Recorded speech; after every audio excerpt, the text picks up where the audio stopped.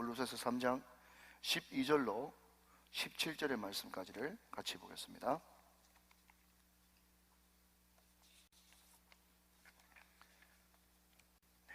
다 찾으셨으면 계시 말씀을 한 절씩 나누어서 교독하실 때 살아계신 하나님의 음성을 들을 수 있기를 원합니다. 제가 먼저 12절을 받들었죠. 그러므로 너희는 하나님이 택하사 거룩하고 사랑받은 자처럼 긍휼과 자비와 겸손과 온유와 오래 참음을 옷 입고, 누가 누구에게 불만이 있거든 서로 용납하여 피차 용서하되 주께서 너희를 용서하신 것 같이 너희도 그리하고, 이 모든 것 위에 사랑을 더하라. 이는 온전하게 매는 띠니라. 그리스도의 평강이 너희 마음을 주장하게 하라. 너희는 평강을 위하여 한 몸으로 부르심을 받았나니 너희는 또한 감사하는 자가 되라. 그리스도의 말씀이 너희 속에 풍성히 가하여 모든 지혜로 피차 가르치며 고면하고 시와 찬송과 신령한 노래를 부르며 감사하는 마음으로 하나님을 찬양하고, 또 무엇을 하든지 말에나 일에나 다 주 예수의 이름으로 하고 그를 힘입어 하나님 아버지께 감사하라. 아멘. 이 말씀은 하나님의 말씀입니다. 자, 오른주먹을 불끈 쥐고 한번 선포하겠습니다. 네, 잘 됩니다. 잘 되고 있습니다. 잘 될 일만 남았습니다. 안 되는 것이 기적입니다. 네, 한 번 더 외칩니다. 띄워주시고 시작. 한 번 더, 한 사람 더 하나님 의지하고 1시간 이상 기도하자. 할렐루야. 예, 오늘도 큰 은혜 받으시기를 주님의 이름으로 축원합니다. 제가 오래전에 그런 이야기를 한번 한 적이 있는 것 같습니다. 제가 담임 목사로 처음 부임받아서 금주 성령 집회할 때 어떨 때는 몸이 너무 이렇게 가라앉고 다운이 돼가지고 힘들 때가 있어요. 그러면 야, 이거 오늘 큰일 났는데 지금이라도 외부 강사를 좀 부를까, 또 가까운 분들 좀 부를까, 이런 생각을 했거든요. 예, 그런데 이상하게 가만히 지나고 나서 보니까 몸이 다운되고 힘들고 이런 날은 하나님께서 더 큰 은혜를 주시더라고요. 그래서 알았죠. 이놈이 말이죠, 악한 놈이 우리 성도들 은혜 받으려고 하니까 내 몸을 쳐가지고 힘들게 만드는구나. 예, 그런 생각을 하게 됐거든요. 그런데 오늘 같은 경우는 도가 너무 지나친 거예요.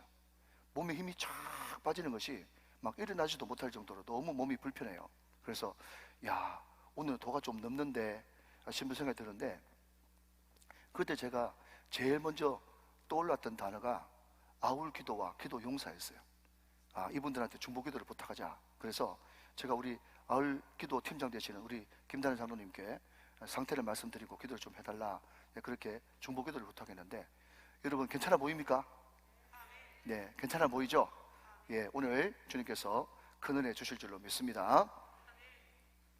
자, 우리 지난주에 들었던 말씀 잠깐 복습을 한번 해보죠. 자, 여러분, 오늘 보면 9절 10절 말씀,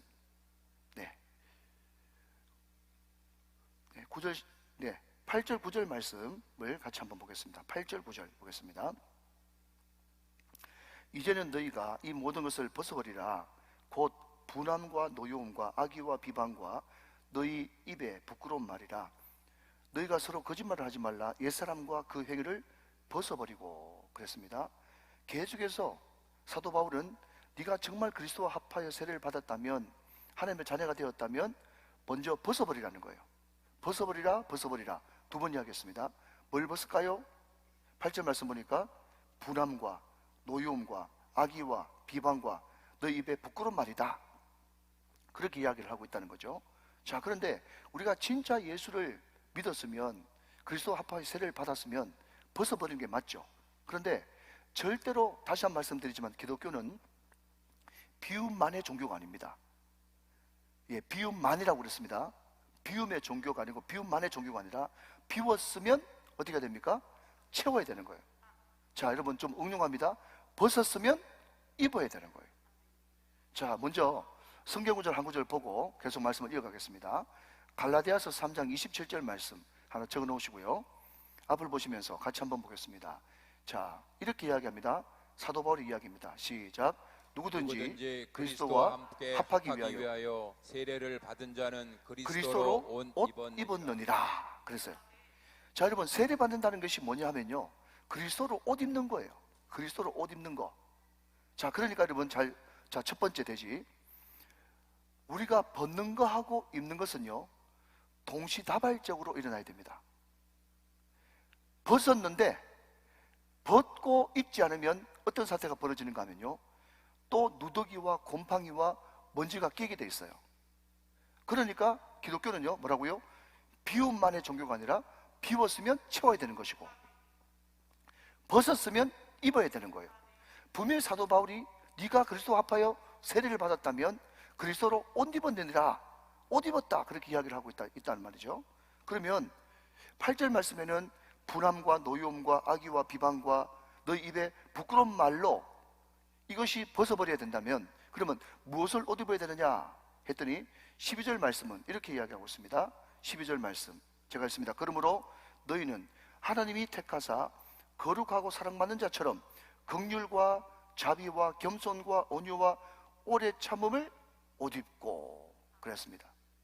자, 그러니까 여러분 8절 말씀에도 5가지예요. 그죠? 그리고 12절 말씀도 5가지예요. 그러니까 우리가 이 성경 공부를 한다고 생각하시고요, 제가 8절 말씀을 보면 분함 대신에, 그러면 여러분들은 뭐라고 이야기하시는가 하면요, 긍휼과, 제가 노여움 대신에 하면 여러분은 자비와, 악의 대신에 그러면 겸손과, 또 비방 대신에 하면 온유와, 입에 부끄러운 말 대신에 오래 참음과. 자, 이렇게 한번 해봅니다.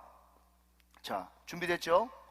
자, 불함 대신에 긍휼과 노여움 대신에 자비와 악의 대신에 겸손과 비방 대신에 온유와 부끄러운 말 대신에 오래 오래 참음. 자, 그런데 말입니다, 12절에 나오는 긍휼, 자비, 겸손, 온유, 오래 참음, 이것이 예수님이 가지고 계신 성품 전체가 아닙니다. 자, 우리가 잘 아는 말씀이죠. 갈라디아서 5장 보면요, 성령의 9가지 열매가 나옵니다. 어떤 열매가 나오죠? 사랑과 희락과 화평과 오래 참음과 자비와 양성과 충성과 온유와 절제, 이게 성령의 9가지 열매인데, 이 9가지가 따로따로 있는 것이 아니라 한 예수님의 9가지 색깔이죠. 이해되시면 아멘. 한 예수님의 9가지 색깔이에요. 마찬가지로 12절에 나오는 이 5가지도 한 예수님의 옷에 5가지의 색깔로 이렇게 구별을 해놨다 하는 것입니다. 자, 여러분, 우리의 신분이 뭔가 하면요, 12절 말씀을 다시 한번 보시면 우리의 신분은 너희는 하나님이 택하사 거룩하고 사랑받는 자예요. 우리의 신분이 뭐라고요? 택하신 자예요. 우리의 신분이 뭐라고요? 거룩한 자예요. 우리 신분이 뭐예요? 사랑받는 자예요. 여러분, 이것이 구약이 계속 이스라엘 백성들을 향해서 하나님께서 고백하는 하나님의 사랑의 고백입니다. 너는 택한 족속이다. 너는 거룩한 자다. 너는 사랑받는 자다. 이것이 우리의 신분입니다. 자, 제가 왜 신분을 이야기하는가 하면요, 여러분, 옷이 뭐죠? 여기 계속 그리스도로 옷 입어라, 옷 입어라, 입어라, 계속해서 입어라 그랬는데, 옷이 무엇을 가리킵니까? 옷이 신분을 가리키는 거예요. 옷이 신분을 가르치는 겁니다. 자, 그런데 문제가 뭔가 하면 옷은 신분을 가르치는 게 맞는데 그 옷을 입었다고 해가지고 바로 완벽한 그 옷다운 사람이 되는 것은 아닌 거예요. 여러분, 제가 군대에 있을 때 삼사관학교에서 조교를 했다고 그랬잖아요. 그러면 그 삼사관학교에 삼사 과정도 들어오고 학사 과정도 들어오고 육사 ROTC, 그 당시에 육사 ROTC 빼고 모든 과정들이 다 들어왔거든요. 그러면 장교 후보생들이 들어오면요, 제일 먼저 하는 것이 평상복, 군대 용어로는 사제옷이라 그러는데, 사제옷을 다 벗어가지고 붙이고 군복으로 갈아입습니다. 장교 후보생들은요, 신분이 상사 위에 준이에요. 준이하고 같은 계급이거든요. 그러니까 제가 근무했던 사병들보다 훨씬 높죠. 그럼에도 불구하고 그 사람들은 훈련생이기 때문에 저 조교하고 그분들하고 서로 말을 서로 높이는 그런 입장이었는데, 처음에 여러분 그 장교 후보생들이 들어오면요, 얼마나 어색하다고. 어색하기 짝이 없어요. 마치 이등병 처음 군복 입히는 거하고 똑같습니다. 그런데 점점 훈련을 하고 또 뺑뺑이를 돌고 여러 가지 과정을 거치고 해서 6개월이면 6개월, 9개월이면 9개월, 1년이면 1년 그 과정을 겪고 난 다음에는요, 어느덧 장교다운 그런 포스가 나오면서 이 사람들이 처음에 조교인 우리 보고는요, 조교님, 조교님 그렇게 이제 말을 막 높이면서 어떻게 불려야 될 줄도 모르는 사람이 이제 장교 계급장을 딱 달면 말이죠, 내가 훈련시킨 사람인데 자네 소속이 어딘가? 굉장히 꼴스럽죠. 예, 그러나 그럼에도 불구하고 이제 한 1년쯤 뺑뺑이를 돌고 나면 장교단 포수가 딱 등장을 하는 거예요. 여러분, 제가 왜 이 말씀을 드리는가 하면, 우리 예수 믿는 사람도 우리의 신분은 택함받은 사람이에요. 우리는 거룩한 존재가 되었어요. 우리는 하나님의 사랑 입은 자예요. 그러나 그럼에도 불구하고 처음부터 택한 족속답게, 거룩한 자답게, 사랑받은 자답게 우리가 행동을 합니까? 못하는 겁니다. 예, 그래서 옷을 입는다라고 하는 이 말은 뭔가 하면, 그리스도로 옷 입고 계속해서 순종해 나가는 그런 과정 가운데서 우리는 점점 그리스도의 형상을 닮아가는 그리스도의 사람으로, 거룩한 사람으로 자라가기 시작한다, 성화되기 시작한다, 그 이야기를 지금 사도 바울이 하고 있다 하는 것이죠. 자, 그러면요, 우리가 그리스도로 옷 입고 점점 주님 닮아가는 그 과정을 거치면 우리에게 반드시 나타나야 될 두 가지가 있다고 성경은 이야기하고 있어요. 자, 몇 절을 보시는가 하면 13절과 14절 말씀을 봅니다. 자, 우리가 그리스도로 옷 입고 점점 자라가면 우리에게 반드시 예수 믿는 자로서 나타나야 될 두 가지입니다. 자, 13절 말씀 제가 읽습니다. 누가 누구에게 불만이 있거든 서로 용납하여 피차 용서하되 주께서 너희를 용서하신 것 같이 너희도 그리하고. 자, 여러분 13절 말씀에 용서라는 단어에 동그라미를 한번 쳐보시고요. 14절 말씀 보니까 이 모든 것 위에 사랑을 다하라 이는 온전하게 매는 띠니라 그랬습니다. 자, 들어보십시오. 주님께서 우리에게 긍휼과 자비와 겸손과 온유와 오래 참음이라고 하는 옷을, 주님께서 가지고 계신 그 옷을 우리에게 입혀주셨는데, 그 옷을 입고 순종하다 보면 우리가 예수 믿는 자답게, 택한 자답게, 거룩한 자답게, 하나님의 사랑 입은 자답게 점점 성화되어져 가고 변화되어진단 말이죠. 그러면 변화되어져 가는 그런 뚜렷한 사인이 뭐냐 하면, 하나는 내 삶 가운데 용서하는 삶이 나타나야 되는 것이고, 또 하나는 한 걸음 더 나가서 적극적으로 살아가는 삶이 나타나야 된다. 이것이 예수 믿는 사람이 반드시 갖춰야 될 두 가지 덕목이다, 그렇게 이야기를 하고 있다는 거죠. 여러분, 제가 지난번에도 한번 말씀을 드렸지만 주기도문 강의하면서요, 많은 성도들이 저를 포함해서 제일 듣기 거북한, 어려워하는 설교 중에 하나가 용서 설교입니다.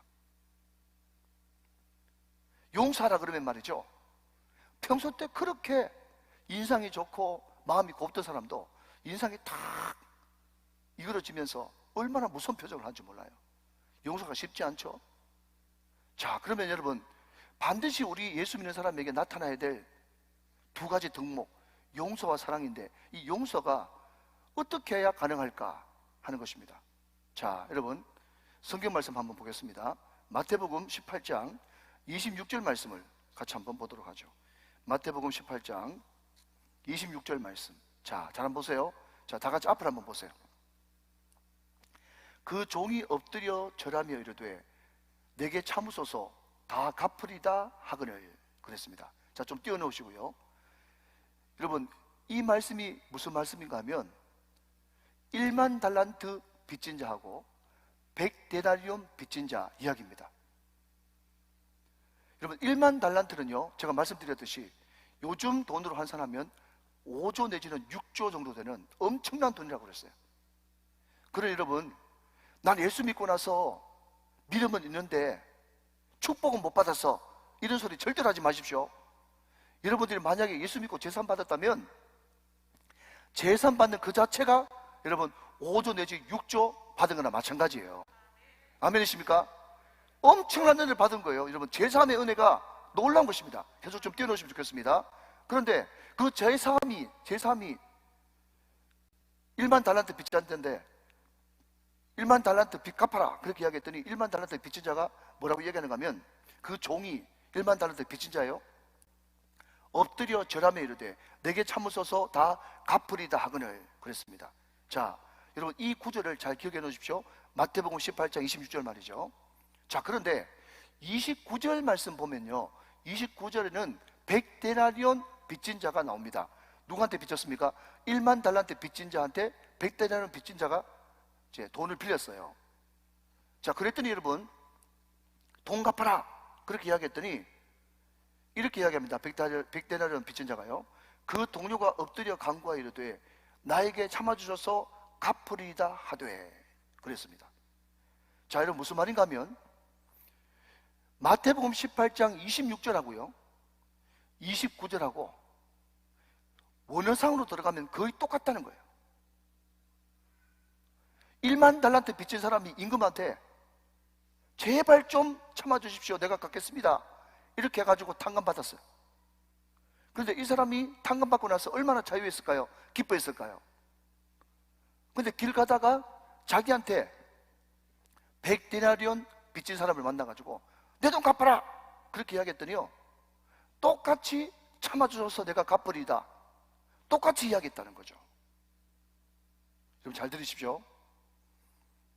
우리 예수 믿는 사람의 용서는요, 우리 예수 믿는 사람의 용서는 어떻게 그게 가능해지느냐? 나한테 잘못하고 죄 지은 사람, 나한테 꿇어 엎드려 가지고 용서를 빌어야 되는 사람, 그 사람의 모습이 곧 내 모습과 똑같구나 그렇게 생각하면서 우리는 용서를 해야 되는 것입니다. 이해되십니까? 그 사람, 나한테 죄 지은 그 사람, 용서받아야 될 그 사람의 모습이 곧 누구 모습이라고요? 내가 마태복음 18장 26절 말씀에서 내가 했던 행동하고 똑같단 말이죠. 그 사람만 내게 용서를 받아야 될 존재가 아니고 나는 얼마나 많은 용서 때문에 지금 이 자리에 서 있다는 것을 반드시 기억하는 것이 중요하단 말이죠. 우리 인생의 가장 일대 사건은요, 예수 믿은 것입니다. 예수를 믿었는데 예수 믿고 나서 가장 받은 큰 축복이 뭔가 하면 우리는 용서함을 받은 거예요. 우리는 창조자 하나님을 대적했어요. 그렇기 때문에 창조주로서는 얼마든지 우리에게 사형선고를 내릴 수 있습니다. 하나님 그분과 우리가 원수가 되었어요. 그러나 우리가 아직 원수 되었을 때에 그분이 우리를 정죄하고 사형선고를 내는 것이 아니고 우리를 용서하시고 우리를 대신해서 십자가에 못 박혀 돌아가시는 그 사랑을 베풀어 주셨다는, 용서해 주셨다는 그 용서. 그래서 여러분 오늘 성경 본문에도 뭐라고 이야기하고 있습니까? 13절 하반절 말씀 보니까 주께서 너희를 용서한 것 같이 너희도 그래라 그렇게 이야기하고 있단 말이죠. 여러분 저는요 용서를 많이 받고 이 자리에 서 있습니다. 여러분도 그 자리에 앉아 있는 것은 많은 사람들이 여러분을 용납하고 용서해 줬기 때문에 그 자리에 서 있는 거죠. 인정하시죠? 그리고 지금 나에게 어떤 사람이 정말 심한 죄를 지어가지고 용서를 받기 위해서 무릎을 꿇는다면 바로 그 무릎 꿇는 사람이 그 사람이 아니라 바로 내 모습이라는 것을 생각하면서 내가 1만 달란트 탕감받은 사람이기 때문에 나한테 100데나리온 빚진 사람을 난 얼마든지 용서해야 되고 용서할 수밖에 없다, 그런 마음을 가지고 우리는 주께서 우리를 용서하신 것처럼 우리도 다른 사람을 용서해야 된단 말이죠. 여러분 우리가 용서라는 단어가 나올 때마다 굉장히 마음이 불편하다고 말씀을 드렸어요. 근데 과연 용서하라, 용납하라 이런 이야기 하면 우리 마음이 굉장히 불편한 것을 우리 주님이 모르실까요? 우리 주님은 다 아십니다. 나보다 나를 더 잘 아시는 분이 주님이세요. 다 아시고 우리에게 용서하라고 이야기하십니다.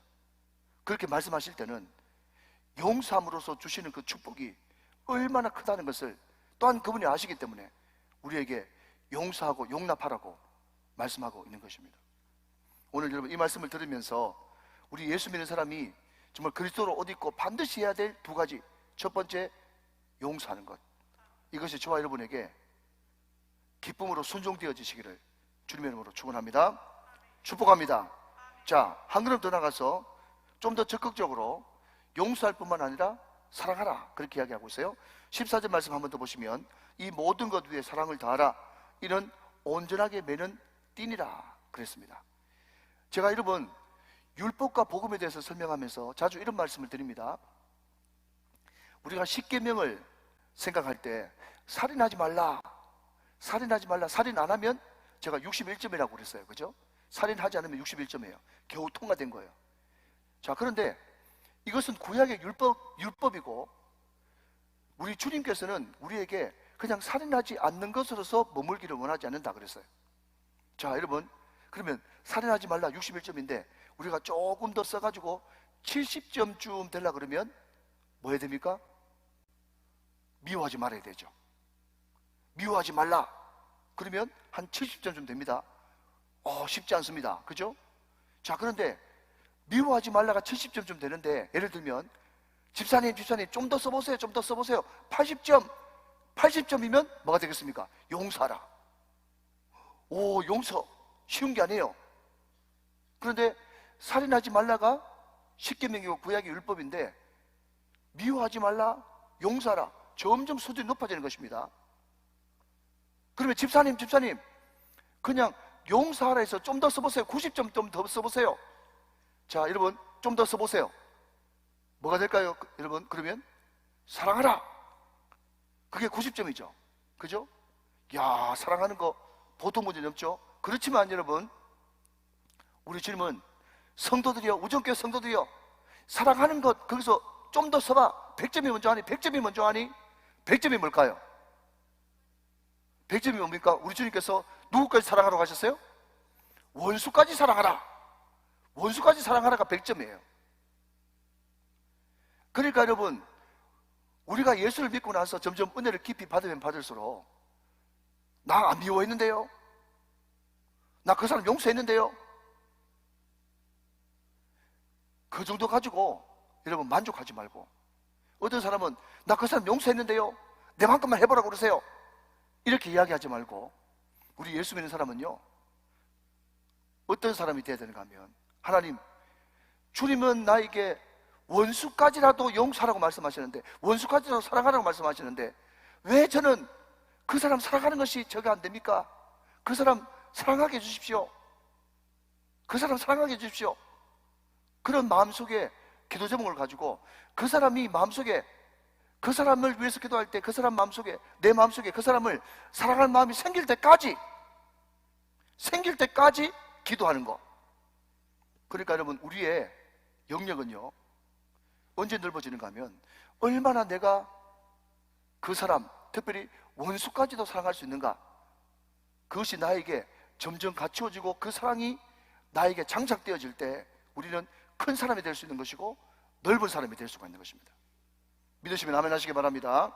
오늘 이 자리에 정말 용서하지 못하고 사랑하지 못하고 그 사람을 위해서는 아예 쳐다보기도 싫은 그런 사람이 있다면, 하나님, 2022년도가 다가기 전에, 또 2022년도 전반기가 다가기 전에 정말 용서하게 하시고 원수까지라도 사랑할 마음이 생길 때까지 기도할 수 있는 예수님의 옷을 입을 수 있도록 도와주시옵소서. 기도할 수 있는 저와 여러분 다 되시기를 주님의 이름으로 축원합니다. 축복합니다.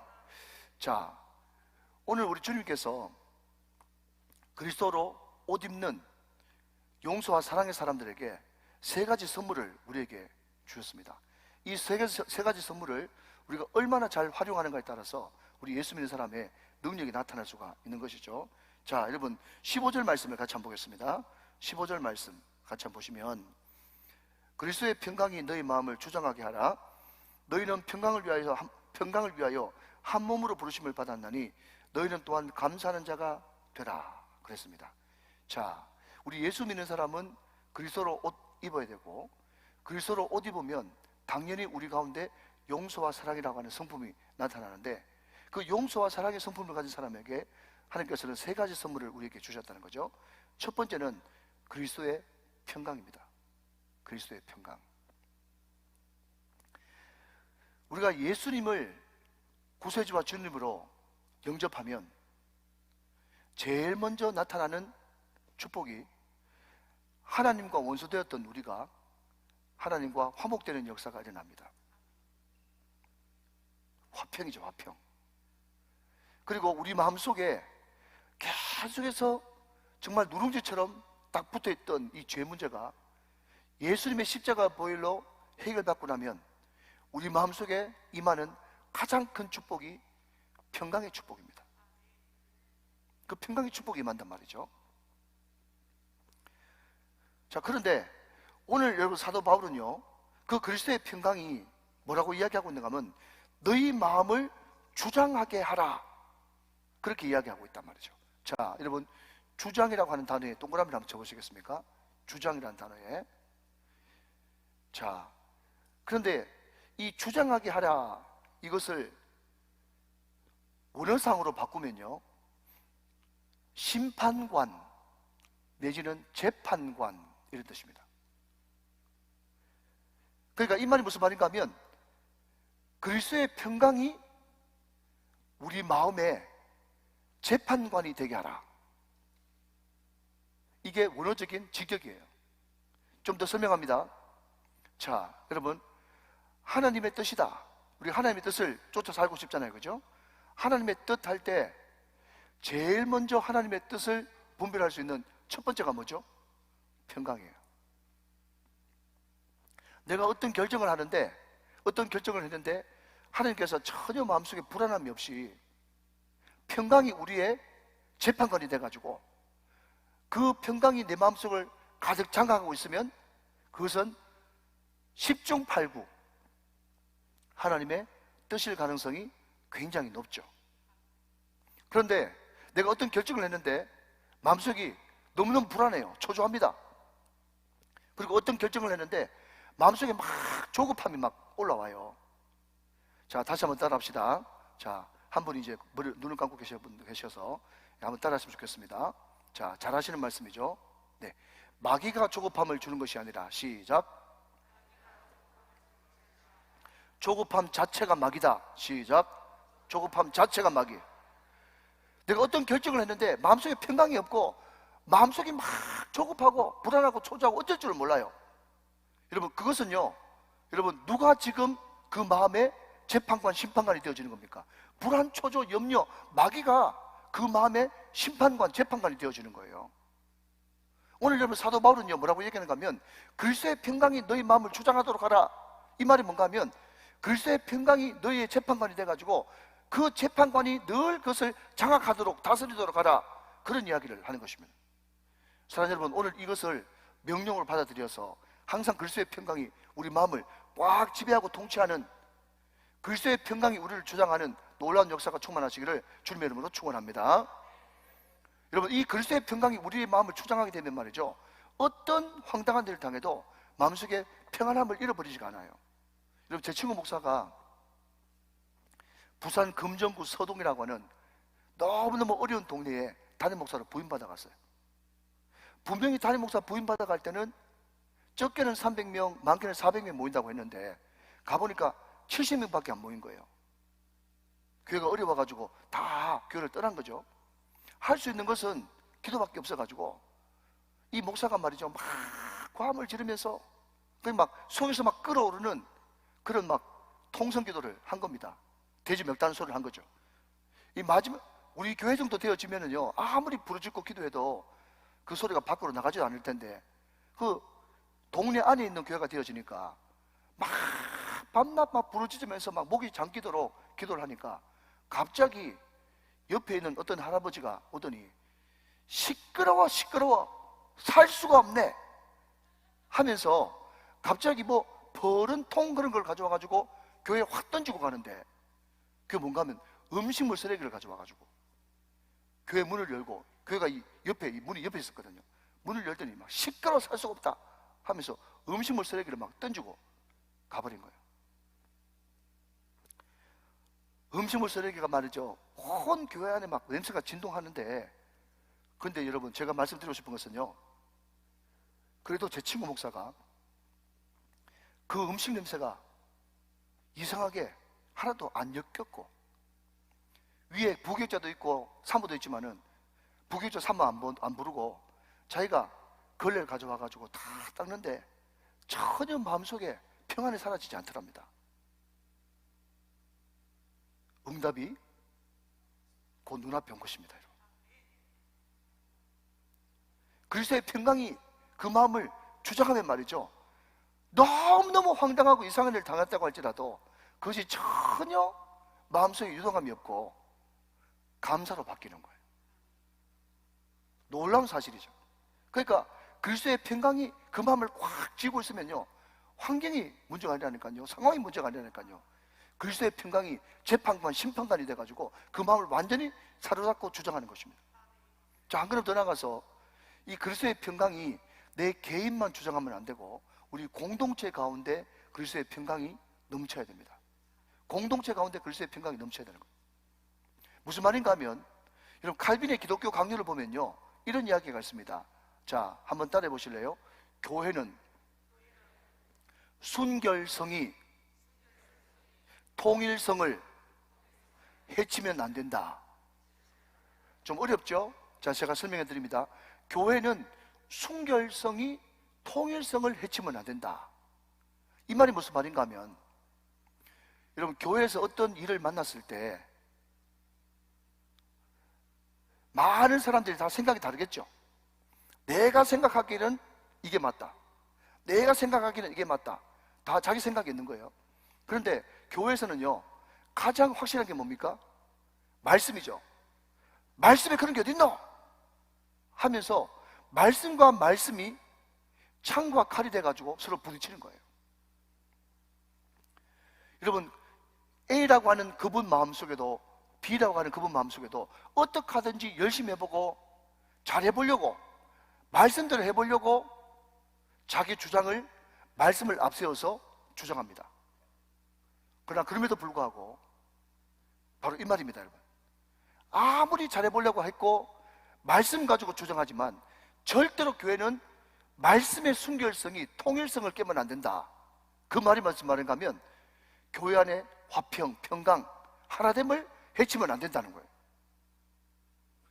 여러분, 그래서 우리 교회에서 계속 흐르고 있는 가장 큰 줄기가 뭡니까? 어떤 문제가 있을 때는 말하지 말고, 시작, 입을 꼭 다물고 기도하면 성령께서 해결하시는 것입니다. 절대로 교회 안에 평강이 깨지면 그 공동체가 무너졌는데 누가 거기 들어와서 거기에 정착하고 누가 들어와서 거기에 등록을 하겠습니까? 교회가 여러분 점점 커지면 말이죠, 나는 지난 교회에서, 나는 지난 모교에서 교회란 이렇게 해야 된다, 찬양대는 이렇게 해야 된다, 찬양은 이렇게 해야 된다, 많은 이야기를 듣고 자기 어릴 때부터 배웠을 겁니다. 그러나 그럼에도 불구하고 자기가 안다고 주장하는 것이 아니고, 무슨 일이 터졌을 때 일단은 입을 꾹 다물고 기도하는 가운데 하나님께서 그 모든 것들을 조정하시고 성령께서 그 모든 것들을 컨트롤하시기를 기다리는 인내가 반드시 성숙한 성도들에게는 필요하단 말이에요. 여러분 분명히 아십시오. 교회 공동체의 통일성이 깨지고 평강이 깨져버리면요, 백날 첫날 여러분 말씀을 조리 있게 전하고 찬양을 뜨겁게 해도 절대로 그 교회에 새 가지고 정착할 수 없습니다. 요한계시록을 보면 에베소 교회가 말씀을 잘 가르치고 말씀을 잘 분별해가지고 이단들을 쫓아내고, 정말 그 에베소 교회 하는 행동을 보면 말이죠, 요즘에도 그렇게 건강한 교회가 어디 있겠나 싶을 정도로 탁월한 교회였습니다. 그러나 그럼에도 불구하고 사도 요한은 성령의 감동으로 이 교회 촛대를 옮겨버린다 그랬어요. 촛대를 왜 옮깁니까 했더니 첫사랑을 버렸다 그랬어요. 사랑하는 여러분, 평강이 우리 교회를 주장할 수 있도록, 공동체를 깨지 않고 항상 다투지 않고 억울하고 답답하고 혹시나 내가 맞는 말을 안 맞는 생각을 가지고 있다고 할지라도 입을 꾹 다물고 성령께 모든 것을 맡길 수 있는 저와 여러분 다 되시기를 주님의 이름으로 축원합니다. 그런데 이 평강은 말이죠, 이 평강은 감사라고 하는 토양 위에 이제 평강이 올라오는 것입니다. 15절 말씀 끝에 보면 너희는 또한 감사하는 자가 되라 그랬습니다. 여러분 감사가 우리의 토양이 되어질 때 평강이 열매를 맺게 되는 거죠. 감사가 토양이 되어질 때 평강이 열매를 맺게 되는 것이다. 자, 한 걸음 더 나가서 16절 말씀을 같이 한번 봅니다. 자, 16절 말씀 앞을 보시면서 한번 읽어주십시오. 16절 말씀이에요. 시작. 그리스도의 말씀이 너희 속에 풍성히 거하여 모든 지혜로 피차 가르치며 권면하고 시와 찬송과 신령한 노래를 부르며 감사하는 마음으로 하나님을 찬양하고. 자, 여러분 여기 보니까 두 번째 하나님께서 우리에게 주신 선물, 첫 번째 선물은 그리스도의 평강이고요. 두 번째 우리에게 주신 선물은 그리스도의 말씀입니다. 그리스도의 말씀. 요한복음 5장 39절 말씀을 한번 같이 보겠습니다. 유명한 말씀이죠. 자, 요한복음 5장 39절 말씀. 너희가 성경에서 영생을 얻는 줄 생각하고 성경을 연구하거니와 이 성경이 곧 누구에 대해서? 내게 대해서 증언하는 것이라 그랬습니다. 여러분, 구약도 신약도 모든 성경이 곧 누구에 대해서 증언하는 것입니까? 예수 그리스도에 대해서 증언하는 것입니다.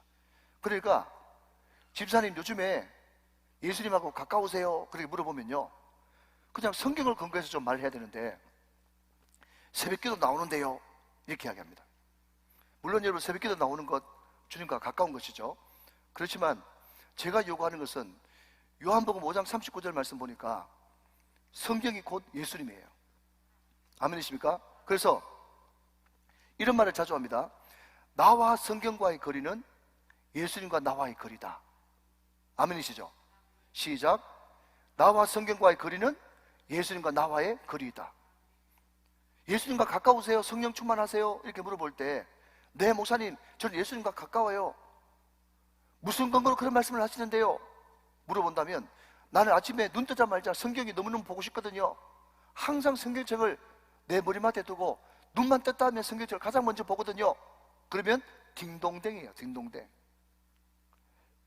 여러분, 이것이 바로 그리스도의 말씀이 우리를 풍성하게 만들어주는 것입니다. 요한복음 17장 8절 말씀에 보면 예수님께서 십자가 지시기 전에 하나님 앞에서 이렇게 기도했습니다. 나는 아버지께서 내게 주신 말씀들을 그들에게 주었사오며 그랬습니다. 예수님이 십자가에 못 박혀 돌아가시기 전에 예수님이 우리에게 정말 주고 싶었던 것은 하나님의 말씀이에요. 말씀. 여러분, 그렇기 때문에 이 말씀이 우리 가운데, 우리 속에 풍성히 거하게 해야 되는 것입니다.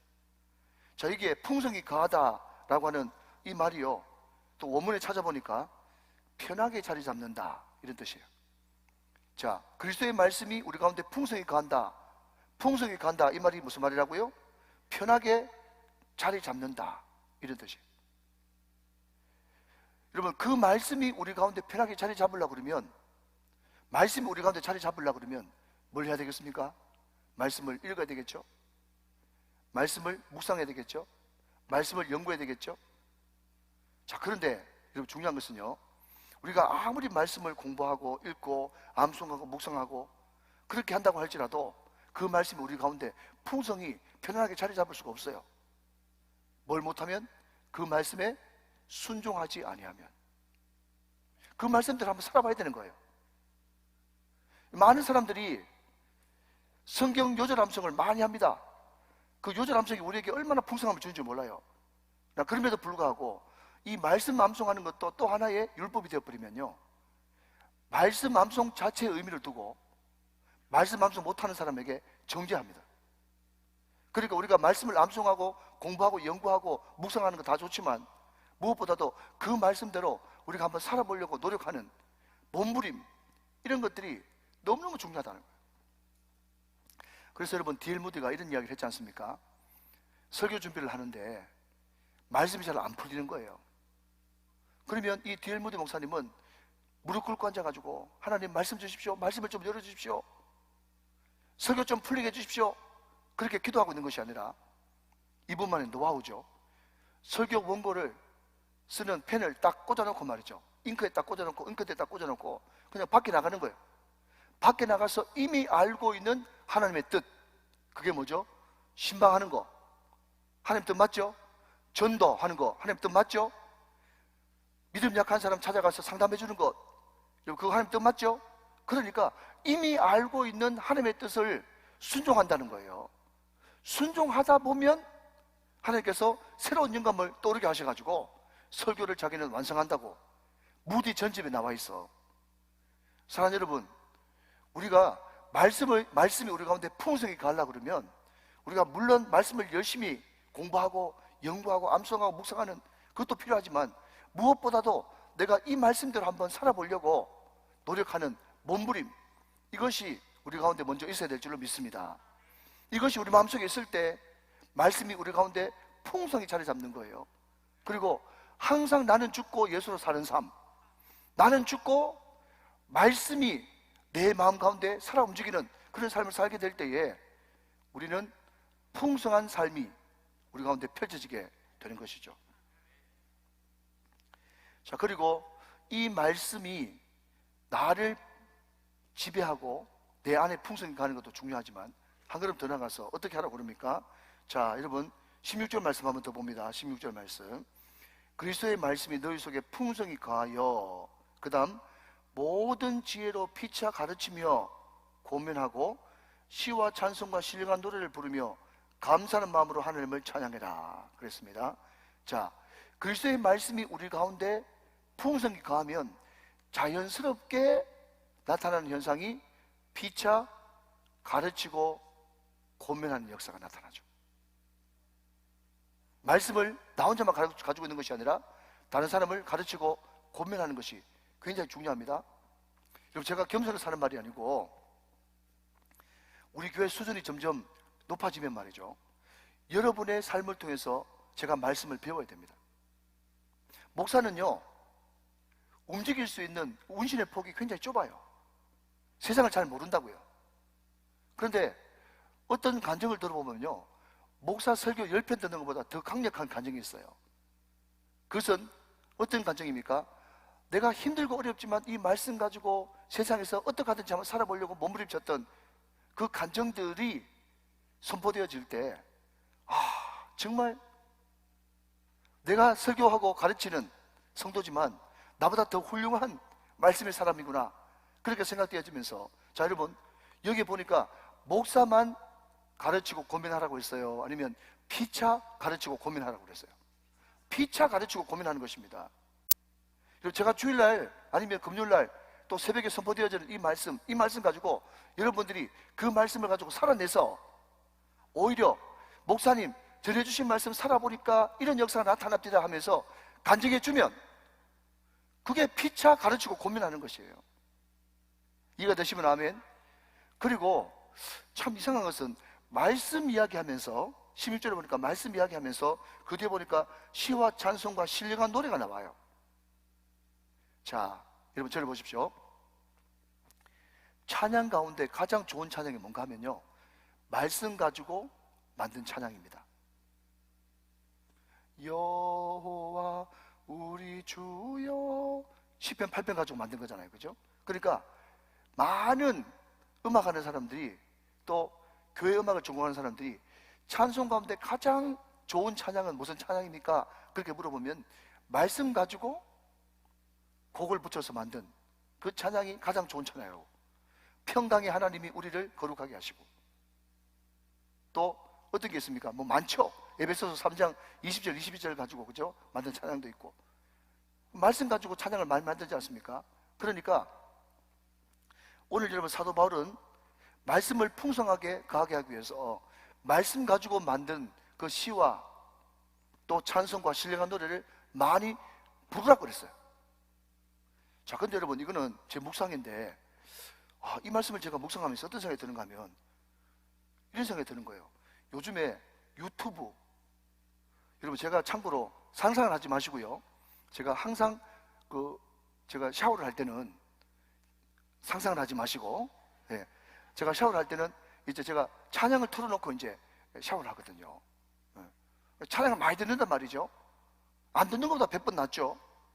근데 제가 말씀드리고 싶은 요지는 뭔가 하면요, 오늘 여러분 16절 말씀 보니까 시와 찬송과 신령한 노래를 들으며 그랬어요? 부르며 그랬어요? 부르며 그랬어요. 부르며 그랬어요. 사랑하는 여러분, 듣지만 말고 부르시길 바랍니다. 이게 제 적용이에요. 성경 말씀 보니까 찬양을 부르라고 했구나. 불러야 된단 말이죠. 여러분, 솔직하게 한번 대답해 보세요. 여러분, 찬양을 많이 들어요? 많이 불러요? 네? 그렇죠, 여러분. 다 부인 못하겠죠. 우리는 찬양을 많이 듣긴 듣는데 얼마나 여러분 부르는 것이 약한지. 자, 이번 금요일부터 다음 주 금요일까지 숙제입니다. 찬양 많이 부르고 옵시다. 예, 이 부르는 것이 얼마나 이게 고백이고 선포거든요. 이 찬양이 부르는 것이 고백이고 선포란 말이죠. 이게 얼마나 중요한지 모르겠습니다. 그런데 될 수 있으면 우리가 찬양을 부를 때 말씀과 같이 말씀에 곡을 붙인 그 찬양을 많이 부르는 것이 참 좋다 하는 거죠. 자, 세 번째는요, 17절 말씀입니다. 자, 말씀을 읽고 말씀을 정리해 보죠. 17절. 또 무엇을 하든지 말이나 일이나 다 주 예수의 이름으로 하고 그를 힘입어 하나님 아버지께 감사하라 그랬습니다. 자, 첫 번째는요, 주신 선물이 그리스도의 평강이에요. 두 번째 주신 선물이 뭐죠? 그리스도의 말씀이에요. 세 번째 주신 선물이 뭐죠? 그리스도의 이름이에요. 이름. 자, 또 한번 반복합니다. 따라 하셔야 됩니다. 그리스도의 이름은 인감도장이다. 시작. 그리스도의 이름은 인감도장이다. 자, 또 한번 대답해 보십시오. 인감도장, 인감증명서 아무한테 맡깁니까? 절대로 맡기면 안 돼요. 내 사랑하는 아들, 내 사랑하는 딸, 내 사랑하는 아내만 인감도장, 인감증명서를 맡길 수 있고 위임장을 써줄 수가 있어요. 그러니까 여러분, 그리스도의 이름을 우리에게 주셨다는 것은요, 엄청난 특권인 거예요. 여러분, 그 이름으로 우리는 구원받습니다. 그 이름으로 기도 응답 받습니다. 그 이름으로 기적을 경험합니다. 여러분, 그 이름으로 놀라운 일을 행하십니다. 그러니까 여러분, 이름이라는 것은요, 너무너무 놀라운 것이에요. 여러분, 제가 말씀드렸지만 여러분, 우리가 예수를 믿을 때 예수님이 우리 안에 와 계세요. 예수님 우리 안에 와 계시죠? 성령으로. 그죠? 예, 그러니까 성령은 예수의 영이요. 우리 안에 예수님 계시는 거 맞습니까? 그러니까 우리가 여러분 예수님의 이름으로 뭔가를 기도한다는 것은 뭔가 하면 우리 안에 계신 예수님 그분 이름으로 여러분 우리가 선포하는 것이기 때문에 당연히 뭔가가 나타나야 정상인 거예요. 우리 안에 계신 예수님 믿으시면 아멘. 그런데 오늘 여러분 성경 말씀에 뭐라고 얘기하는 거면 무엇을 하든지 말에나 일에나 그랬습니다. 말할 때도 예수의 이름으로, 일할 때도 예수의 이름으로 하라는 거죠. 여러분 이것을 바꿔 말하면요, 우리가 어떤 결정을 할 때 항상 예수님이라면 이때 어떻게 하셨을까, 그것을 생각하면서 결정해야 된다는 거죠. 찰스 실던이 유명한 책을 썼죠. 예수님이라면 어떻게 하셨을까. 여러분 제가 담임 목사가 돼가지고요 많은 결정을 하게 됐습니다. 그때 수많은 결정 앞에서 정말 스트레스 받고 힘들 법도 한데 제가 별로 힘들지 않았어요. 제가 왜 힘들지 않았는지 아십니까? 두 가지를 딱 생각했어요. 예수님이라면 이때 어떻게 하셨을까? 내 스승 목사님이었다면 어떻게 결정하셨을까? 이 두 가지 생각하니까 결정하는 것이 별로 어렵지 않았습니다. 신속하게 결정해서 스피드가 얼마나 빨리 된지 몰라요. 여러분 예수 그리스도의 이름이라고 하는 놀라운 특권을 우리에게 주셨으니까 항상 우리가 말이나 일에나 어떤 결정을 하든지 예수님이라면 어떻게 하셨을까, 그것을 마음속에 기준을 가지고 늘 그 이름으로 승리하시는 저와 여러분 되시기를 주님의 이름으로 축원합니다. 자, 이제 말씀을 마무리 지어볼게요. 자, 그런데 여러분 발견하셨습니까? 오늘 보면 15절, 16절, 17절 거기에 그리스도의 평강, 또 그리스도의 말씀, 그리스도의 이름 세 가지를 우리에게 선물로 주셨는데, 평강과 말씀과 이름 거기에 다 공통적으로 들어간 한 가지가 있습니다. 그게 뭔가 하면 바로 감사라는 것입니다. 감사. 자, 확인해 봅니다. 15절 하반절에 너희는 또한 무슨 자가 되라? 감사하는 자가 되라 그랬습니다. 감사에 동그라미 하시고요. 자, 16절 말씀. 시와 찬송과 신령한 노래를 부르며 그 다음 감사하는 마음으로 하나님을 찬양하고, 찬양할 때도 감사하는 마음으로 찬양하라고 그랬어요. 17절 말씀 마지막 보니까 또 무엇을 하든지 말이나 일이나 다 주 예수의 이름으로 하고 그를 힘입어 하나님 아버지께 뭐하라? 감사하라. 감사하라. 자, 그러니 여러분 저 다 들어보십시오. 그 사람이 정말 그리스도로 옷 입은 사람 맞냐? 그 사람 마음건데 정말 예수님 믿는 거 맞냐? 그 사람이 정말 성령 충만한 거 맞냐? 그리스도의 평강이 그 사람 마음을 주장하고 있는 거 맞냐? 말씀이 그 안에 풍성하게 거하고 있는 거 맞냐? 말이나 일이나 다 주의 이름으로, 주 예수의 이름으로 하는 거 맞냐? 라고 했었을 때 맞냐 틀리냐를 판가름하는 가장 큰 척도가 뭔가 하면요, 그 사람 가운데 감사가 있느냐. 아무리 그 사람이 나는 평강하다, 나는 말씀을 많이 한다, 나는 무슨 일을 하든지 주 예수 이름으로 한다 라고 한다 할지라도 그 사람 마음 가운데 감사가 없으면 아무것도 아니고 성령 충만하고 아무 상관도 없고 그리스도로 옷 입는 거하고도 아무 상관이 없다는 거예요. 감사의 토양 위에 그리스도의 평강이 넘칠 줄로 믿습니다. 감사의 토양 위에 그리스도의 말씀이 능력을 발휘하는 줄로 믿습니다. 감사의 토양 위에 주 예수 그리스도의 이름이 능력을 발휘하는 줄로 믿습니다.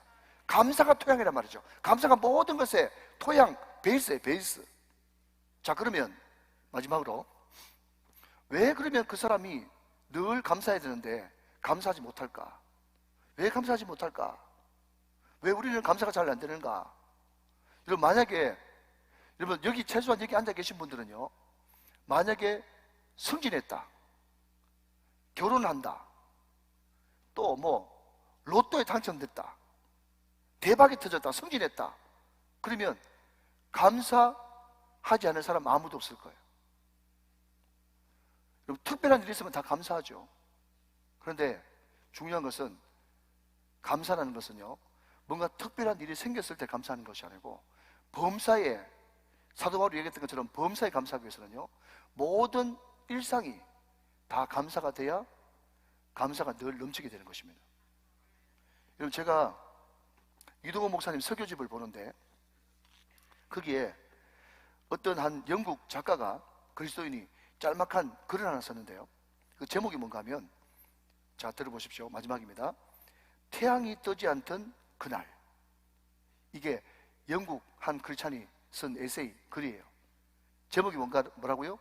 태양이 뜨지 않는 그날. 자, 제가 좀 읽어봅니다. 들어보십시오. 새벽 6시, 태양이 떠오를 시각인데 어찌된 일인지 태양이 떠오르지 않는다. 단 한 줄기의 빛도 보이지 않는다. 아침 7시, 세상은 여전히 캄캄하다. 8시, 9시, 11시를 지나 정오가 되었지만 칠흑 같은 어둠만이 계속될 뿐이다. 새들도 노래하지 않는다.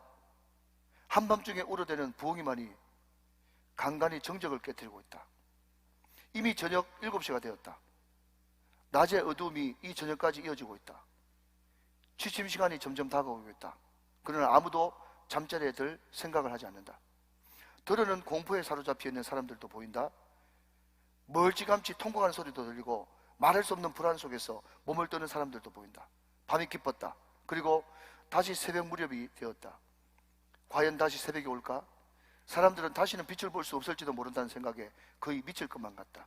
그러나 새벽 6시경 한 줄기의 빛이 정말 오랜만인 듯 동편 끝에서 비춰오기 시작했고 사람들은 모두 거리로 쏟아져 나왔다. 붉은 태양이 떠오르는 순간 지구촌에 있는 모든 사람들이 목청 높여 소리 지른다. 오 신이시여, 새날을 주신 것을 감사합니다 라고. 자, 여러분, 제가 말하는 이제 구호체로 하다가 갑자기 읽으니까 말귀를 잘 못 알아들으시겠어요? 무슨 말인지 아시겠죠? 만약에 딱 하루만 여러분 태양이 안 뜬다고 생각해 보세요. 아마 전 지구가 공포에 휩싸여가지고 어쩔 줄을 모를걸요. 여기서 이야기하고 있는 것처럼, 이 작가가 이야기하는 것처럼, 여러분 우울증이 원래 있는 사람들은 말이죠, 불안해가지고 대성통곡을 하면서 아, 지구의 종말이 왔구나, 다 끝났구나. 얼마나 많은 사람들이 여러분 자살을 하고 엉뚱한 짓을 하겠습니까? 그런데 딱 하루만 여러분 태양이 뜨지 않고 그 다음날 아침에 동쪽에 태양이 떠오를 때, 멋진 상상이죠. 그죠? 온 지구촌 사람들이 다 거리를 나와가지고 환성을 지르면서 새날을 주신 하나님께 감사합니다, 그렇게 여러분 탄성을 지를 거라는 거죠. 여러분, 꼭 태양이 하루 동안 안 떠봐야 정신을 차리겠습니까?